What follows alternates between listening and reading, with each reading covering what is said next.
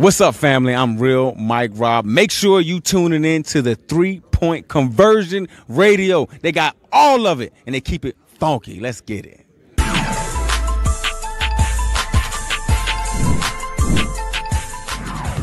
Well, anytime you have 2 days off, I think that helps. We don't have a whole lot of rest right now going into the back-to-back, but, we'll figure out the next 2 days after we get through Boston. But I like we have a little 2-day cushion there to regroup.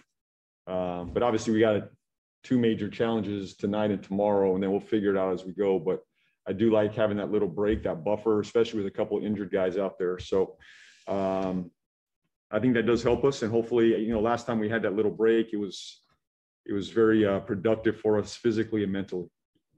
And you also talked more generally, because you hadn't seen the film. After having seen it, what kind of commonality did you see from that first Milwaukee win to the game you guys played on Sunday against the Boston Celtics? Yeah, I think it was, I saw a very competitive group, a competitive spirit, a team that was aggressive defensively. I think it started there defensively for us. We were just aggressive both nights, if you look at both films. So we played with great pace in both games. I think we're going to have to do the same thing here tonight. We moved the ball and we shared it. I think when we go up against some of these teams, we have a tendency to share it even more at a higher level. Maybe it's just the appropriate fear we have, going into these games. But I think the pace was there in both games. I think the physicality was there in both games, and the unselfishness was there in both games.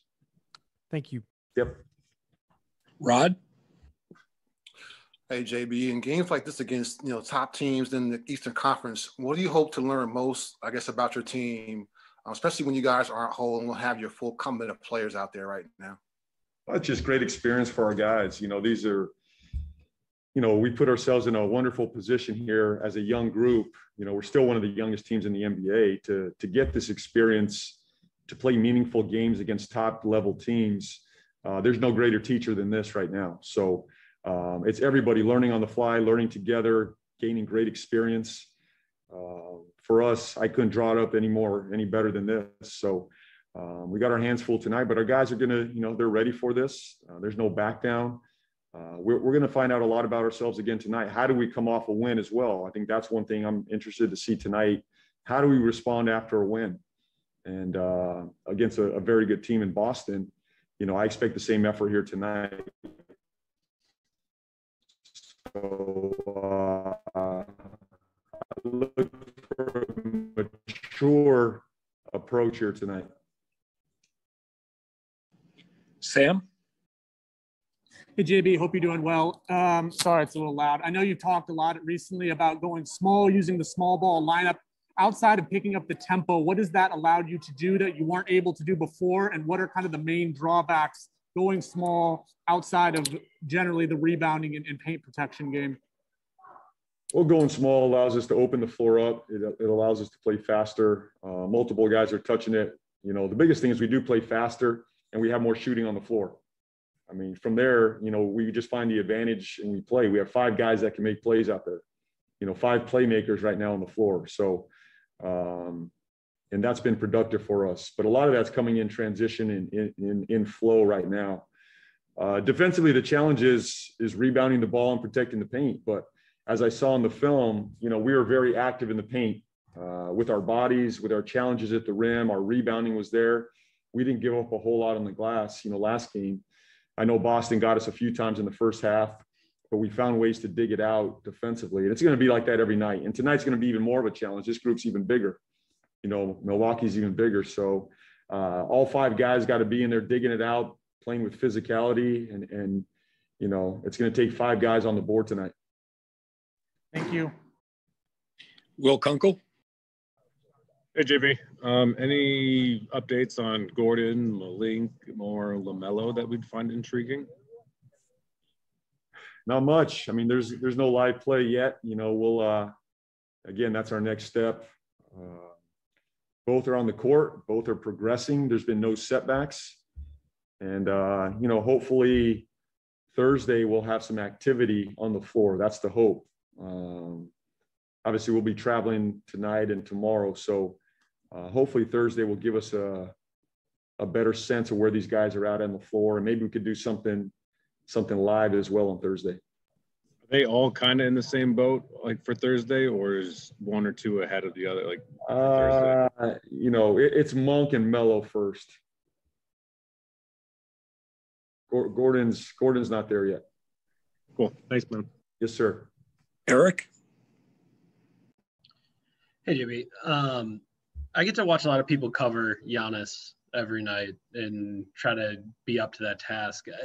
Since PJ has been on your squad, it feels like he kind of relishes in the responsibility. I'm curious. I know there's a team effort and you're going to throw different things at him, but just what have you seen from PJ that he's kind of, I don't know if anyone enjoys it, but he does seem to, kind of step his level up and really take on that challenge. Yeah, I mean, I put Miles in there too. Both Miles and PJ take on the challenge. And as you said, it's a group effort, but I think overall, those two have stepped up to the challenge of it. And, I was proud of both of them against Tatum the other night. I think both handled that challenge well.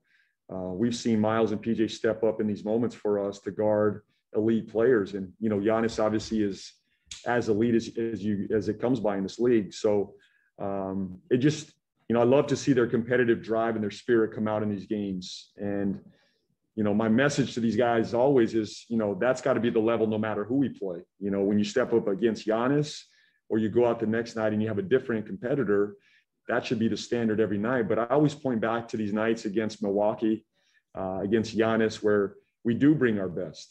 And there is maybe that appropriate fear of, you never know what's going to happen with these guys, man. It's like, you better bring it or you're going to get embarrassed, So, but both guys, I'm proud of them. Both guys will have that challenge tonight. We're going to mix it up on him. But overall, it's going to take a group effort, as you said. Danny? JB, Danny Thompson with a 3-point conversion. You kind of piggyback off what you said earlier about the team being young. When you have as many guys that have not had playoff experiences, how do you convey to the younger players the importance of the final 13 games and a playoff push for those who've never experienced it? Well, they've all been competitors their whole life. They've all been watching the NBA their whole life. There's nothing, I may say a few words, as we go throughout the season, but in general, this group understands where we're at. It doesn't take a whole lot of lip service here to get them going. As competitors, they know where we're at. And amongst themselves, we're driven more by the players. I want them to feel this. I want them to be driven by it. I want them to want this. This is their team. And that's my hope. That's my push for them, that they raise their standard. They raise their level. They talk it out.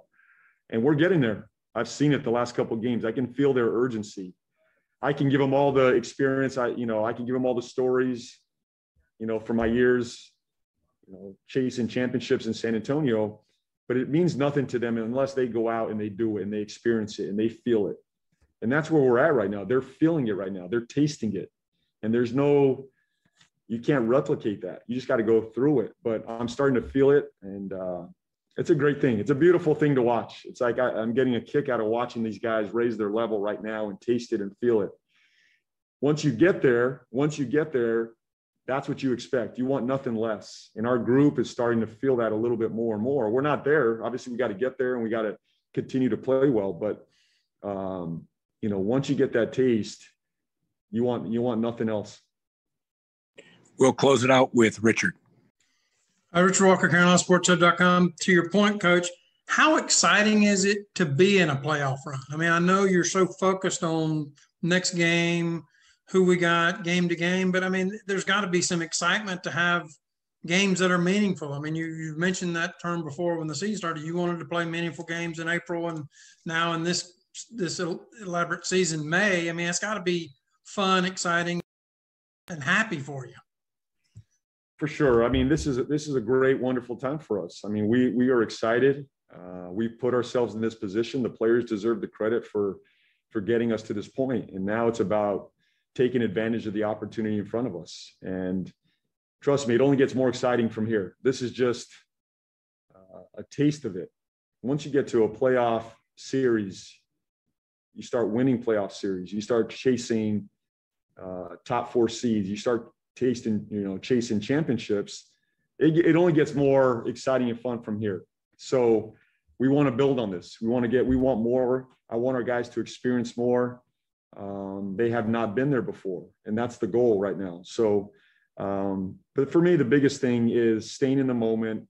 Back to your original point is we've got to stay in the moment. We can't get ahead of ourselves. It is one game at a time. We got a lot of work to do. We got 12 games to go. Nothing's been decided. And even then we got to keep going. So our guys understand that they're taking it one game at a time, one day at a time. And that's been our approach all season.